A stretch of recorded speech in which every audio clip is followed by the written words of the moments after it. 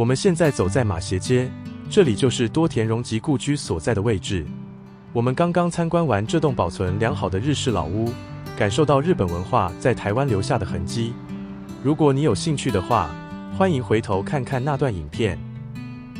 接下来我们要前往下一站红毛城，前方的大马路是中正路，从这里走过去大概6分钟。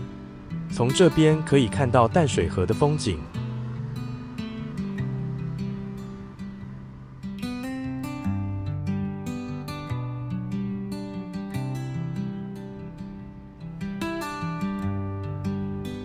中正路是淡水最古老、最有代表性的街道之一，从清朝、日本时代就是当地的商业核心。我们脚下开始感觉到上坡的倾斜，因为红毛城就坐落在山丘之上。沿路的房子虽然经过翻修，但还是看得出以前的样貌，像是木窗、屋瓦、斑驳的旧招牌。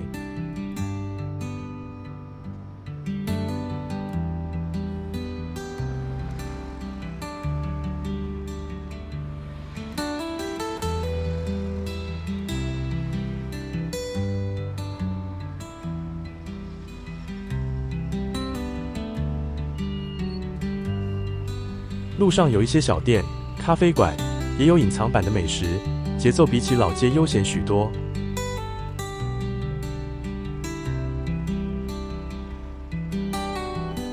很多公车都会经过红毛城，交通算是非常方便。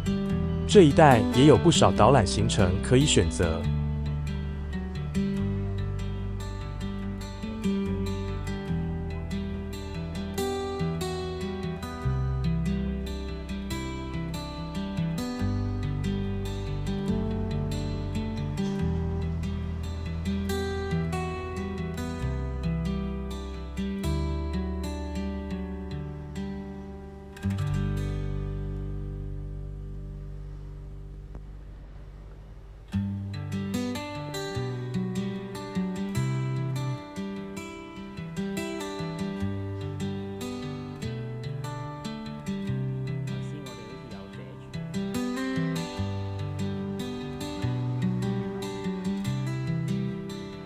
现在，我们已经抵达红毛城的入口了。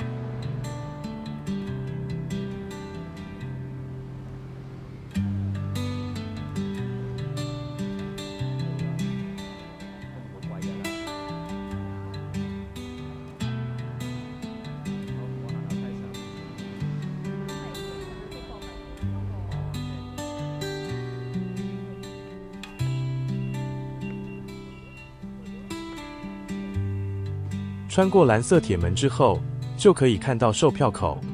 这是一栋小建筑，设计简单低调。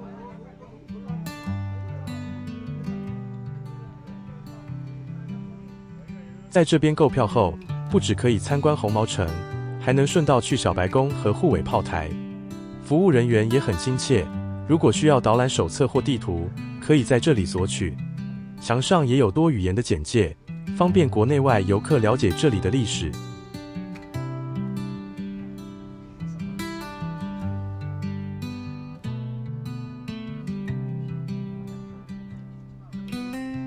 走进园区，就像踏入了一段跨越几百年的历史旅程。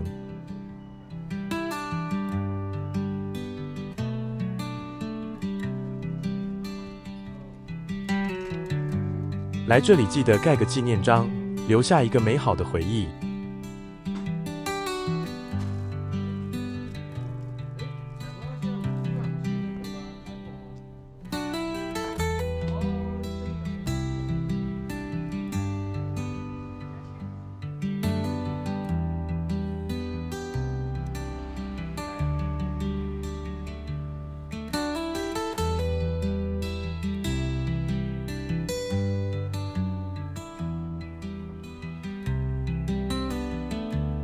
我们现在来到红毛城园区内部。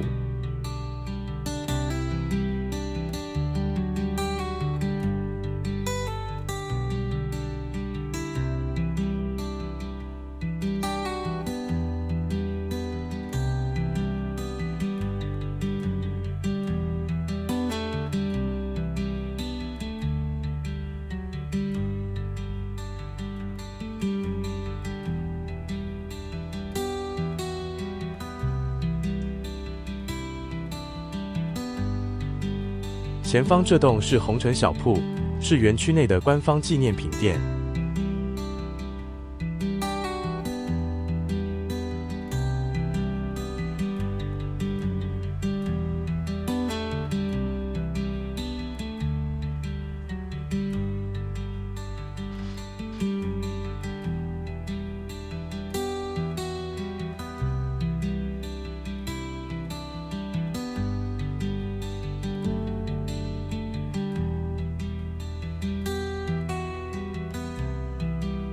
这口古井是以前城堡内的主要取水来源，在还没有自来水的时代非常重要。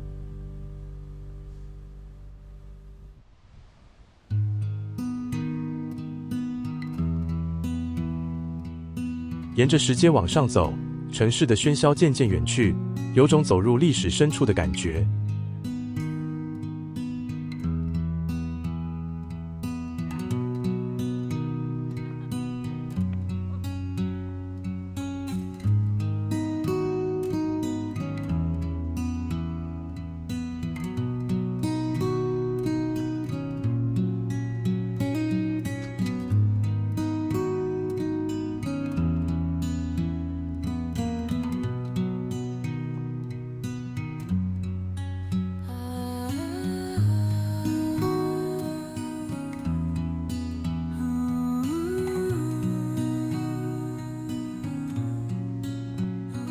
红毛城就位在山丘顶端，视野非常辽阔，可以俯瞰整个淡水河。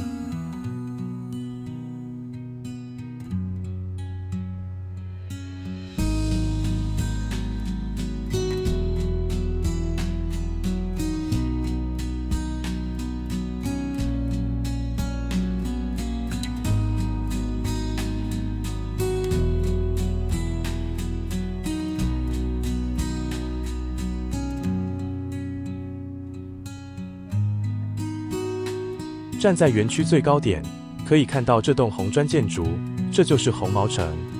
它是方形结构，红砖厚墙，小窗密布，都是为了军事防御所设计。它的功能很明确，就是为了保护驻守人员，同时监控河道动向。走进这座城堡的大门，仿佛穿越了时光，来到历史的另一端。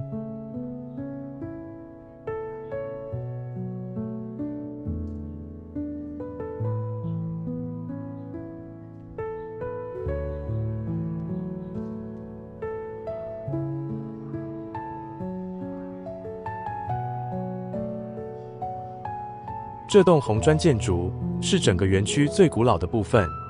红毛这个名字是当年台湾人对荷兰人的昵称。红毛城最早是西班牙人在1628年所建，后来被荷兰人拆除后，于1644年重建。当时的台湾人看到荷兰人红色头发，就叫他们红毛。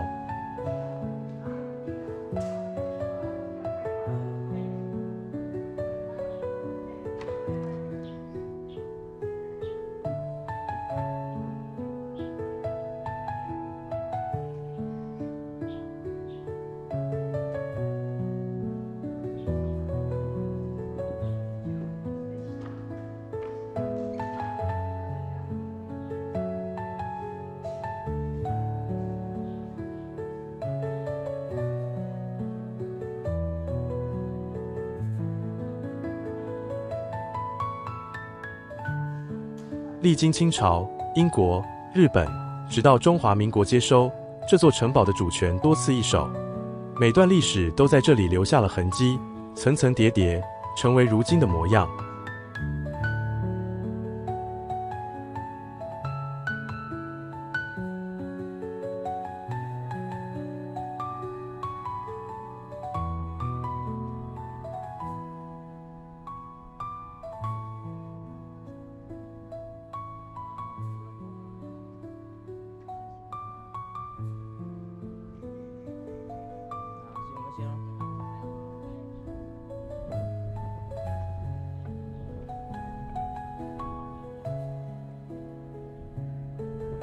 厚实的红砖墙、小而密的窗户，都保留着当年的军事防御设计，而它位于山顶的位置，也让它成为重要的战略据点。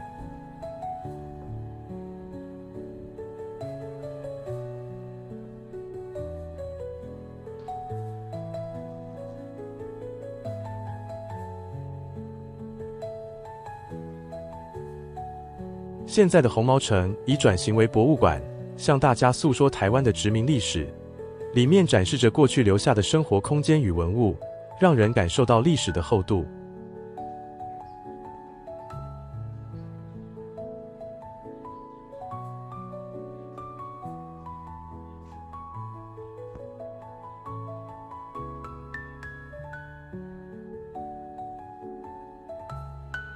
西班牙人在1628年建造了这座城堡，作为他们在北台湾的据点。后来荷兰人夺取这里，把原本的城拆掉，并在1644年重建。之后，清朝接管这里，到了19世纪又成为英国领事馆所在地。日治时期仍继续使用，战后由中华民国接手。这座小小的城堡，几乎见证了台湾与列强交往的缩影。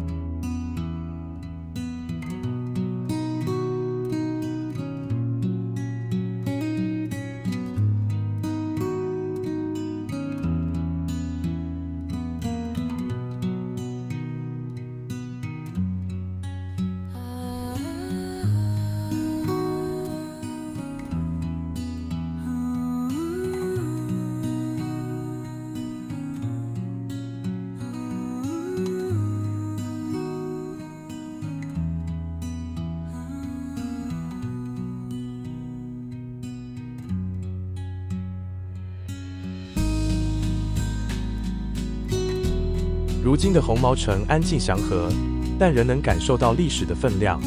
走进室内展区，每个房间都在述说过往殖民的故事，从建筑到展品，都呈现出台湾与世界之间的历史连结。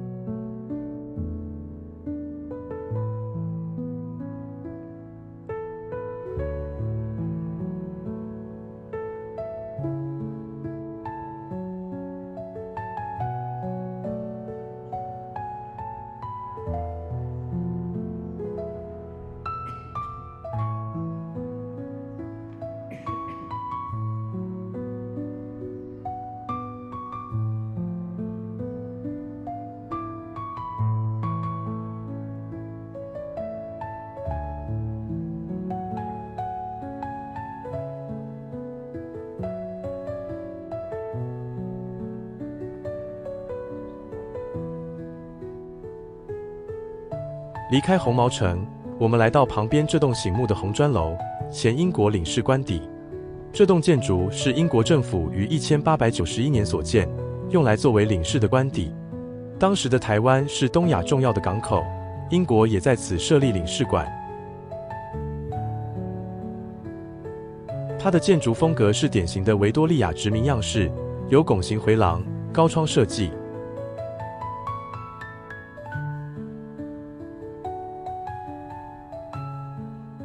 红砖外墙搭配白色线条，展现了当年英国建筑的美学。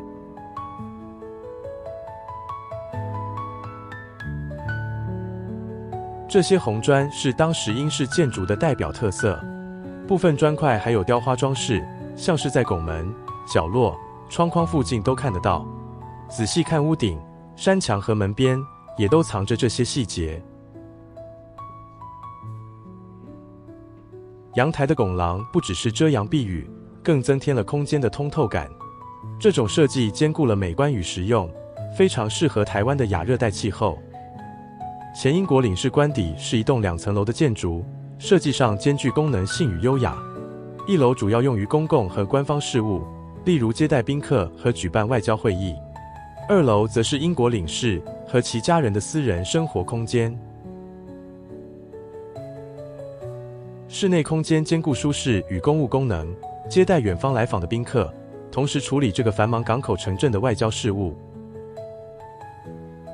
这里的英国领事不只是住户，他是殖民政治和贸易网络中举足轻重的人物，影响台湾现代历史。当时的淡水是西方文化和影响进入台湾的重要门户。领事官邸象征着英国坚守其在当地利益和存在的决心。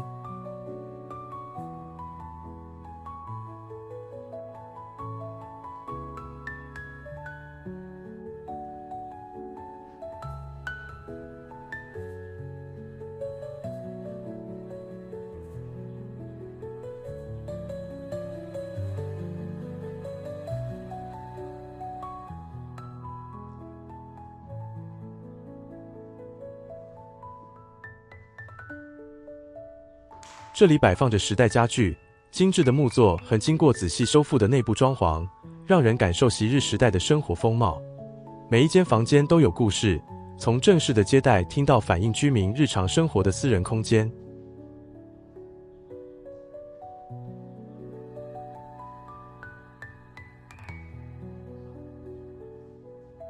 想象这里曾发生过的谈话、书写的信件，以及影响台湾与世界关系的决策。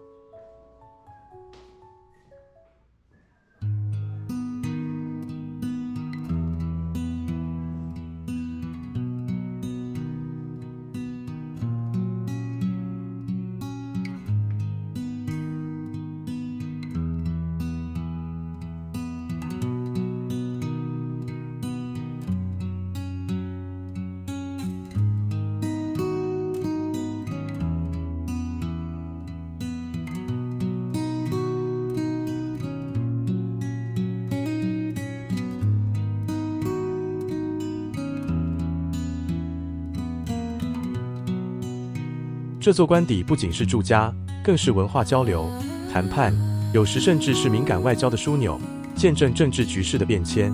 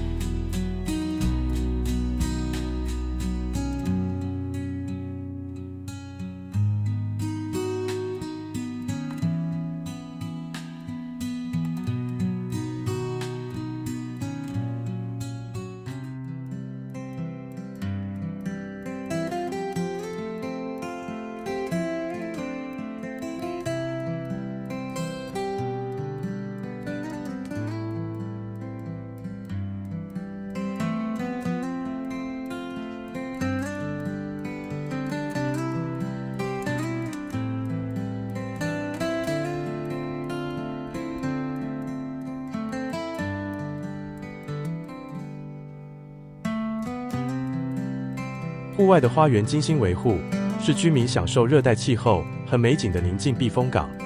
西方建筑风格与当地材料和气候适应的结合，呈现出文化融合的有趣面貌。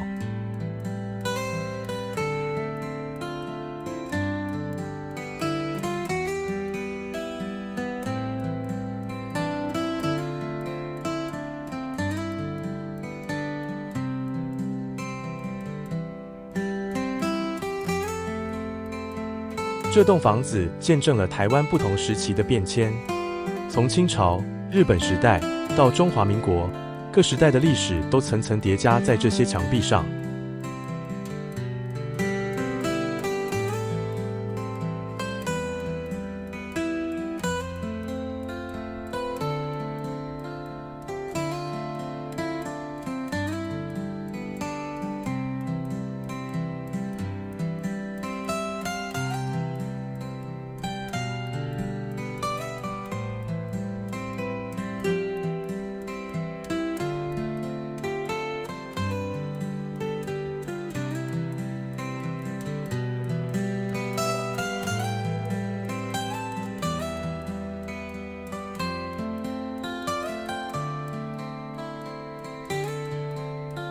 现在我们来到前英国领事官邸的另一侧，靠近真理大学校区。等一下会带大家去看看大学，但现在先回到官邸，参观还没看过的2楼和其他地方。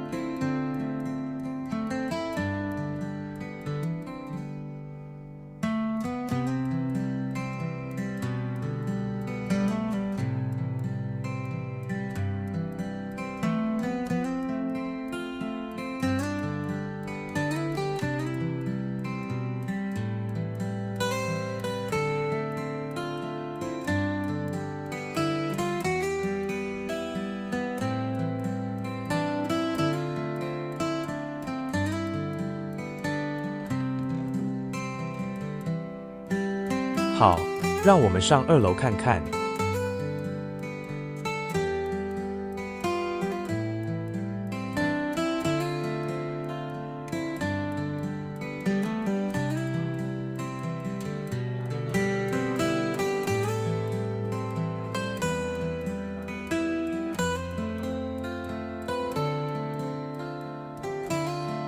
2楼是英国领事和家人的私人天地，远离1楼的政事与外交事务。这里的房间较小且温馨，设计重视舒适与日常生活。你会看到大窗户，可大开迎接和风，既通风又能欣赏淡水风光。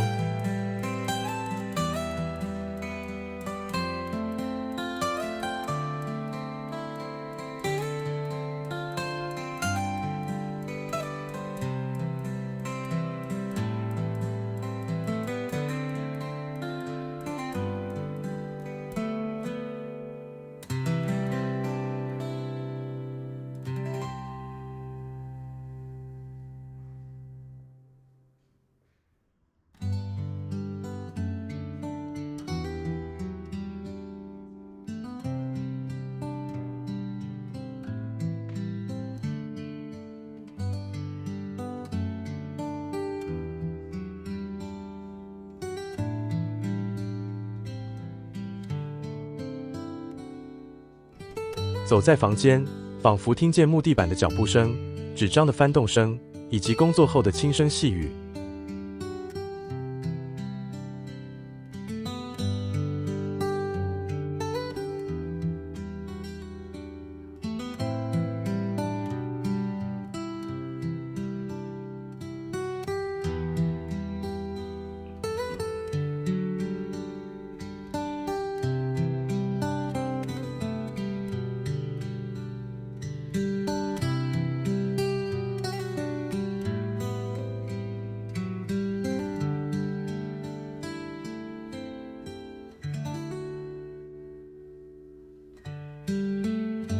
简洁而雅致的家具展现殖民品味与当地实用性的平衡，朴实、实用，适合亚热带气候。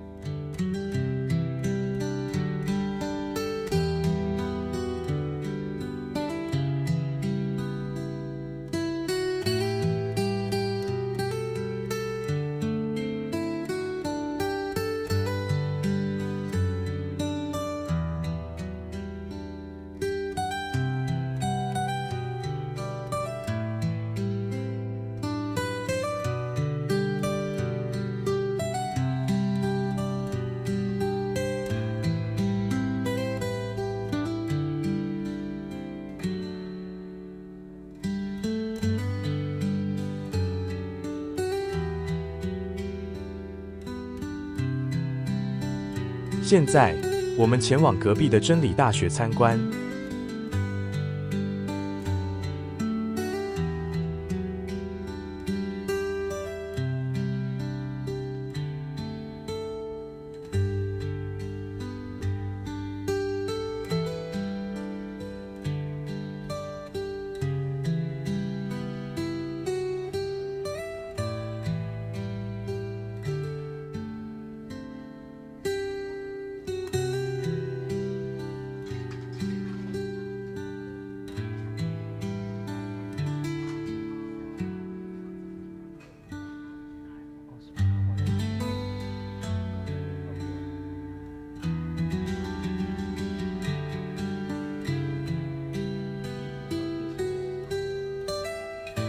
真理大学是一个静谧的校园，树木环绕，坐落于淡水山丘，距离著名的红毛城不远。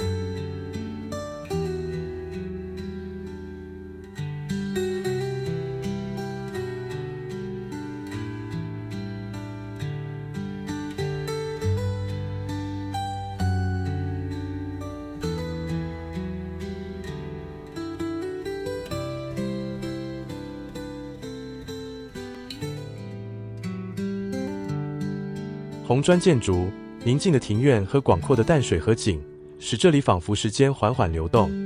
这里完美融合了历史、教育与自然之美。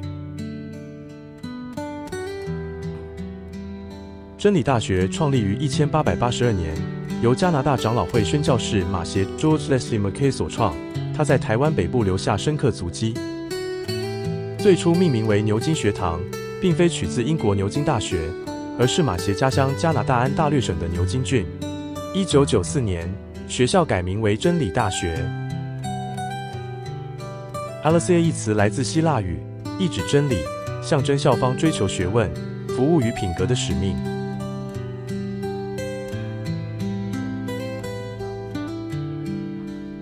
校园最吸引目光的是那富有特色的红砖建筑。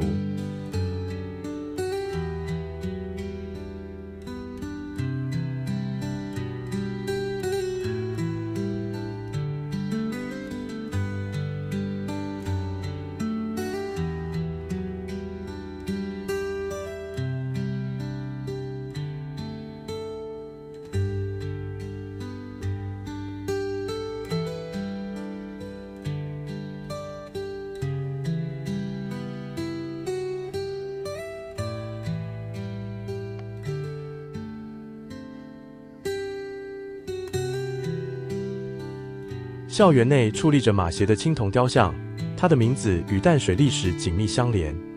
马协于1872年抵达台湾，除了传教，还是教育家、医师和远见者。他奠定了台湾第一所西式高等学府——真理大学的基础。包括牛津学堂和马协故居在内的多座建筑都被保留，现为指定古迹。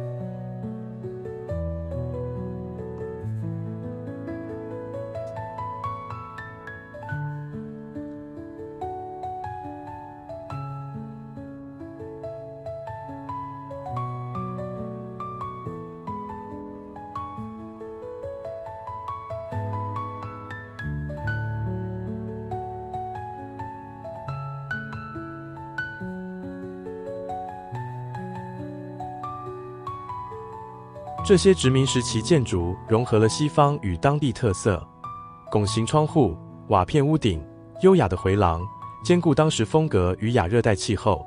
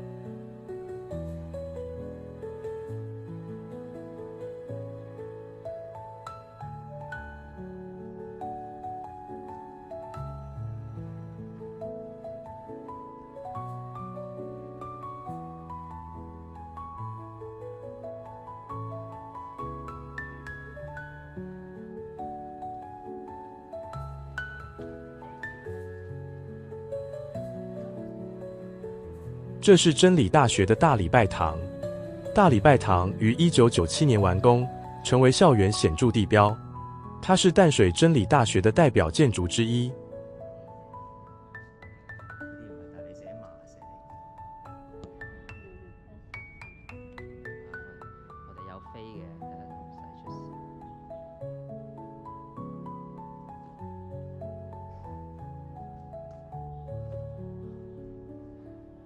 接着我们回到紅毛城。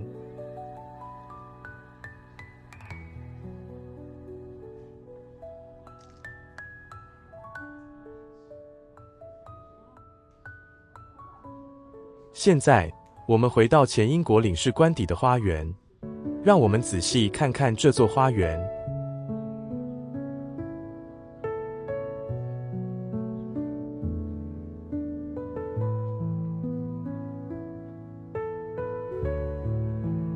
沿着花园小径，有个小巧又有趣的雕塑，传统的荷兰木屐。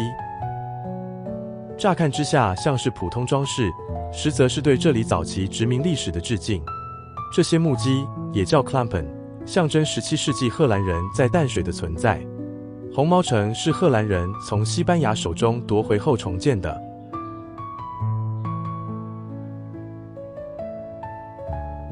花园另一侧有几门古老的大炮，安置在草坪边缘。这些炮台不仅是装饰，更是见证这地点悠久军事历史的遗物。它们朝向淡水河，提醒我们这座山丘曾是重要的战略瞭望点，负责守护和控制进出港口的船只。有些炮台是清朝时期留下的，另一些则反映荷兰和英国等不同殖民时代。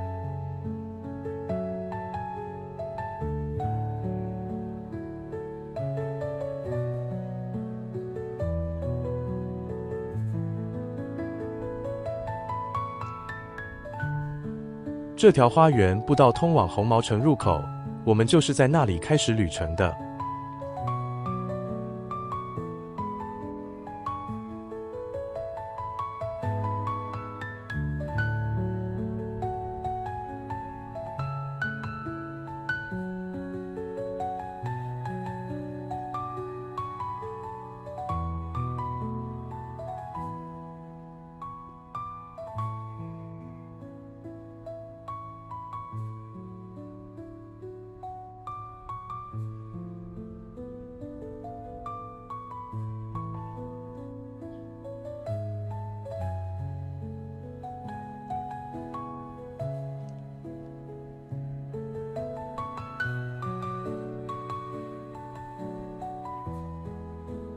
步道引领我们走向红毛城的入口。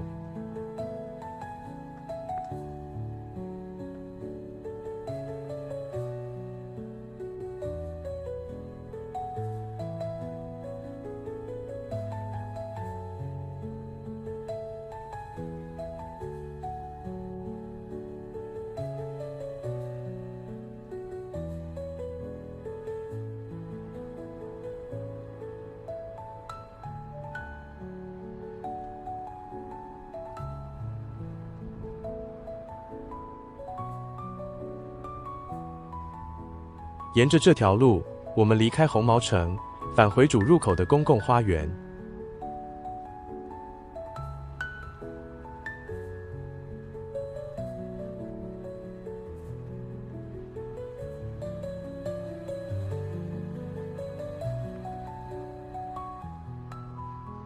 我们的红毛城之旅即将结束。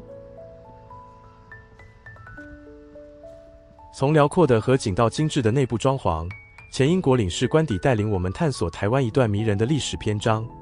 结束这次参观时，记得每一间房、每件文物都讲述着人们如何面对变迁、外交和身份的故事。感谢您一起踏上这段历史之旅，提醒我们世界的连结从未间断。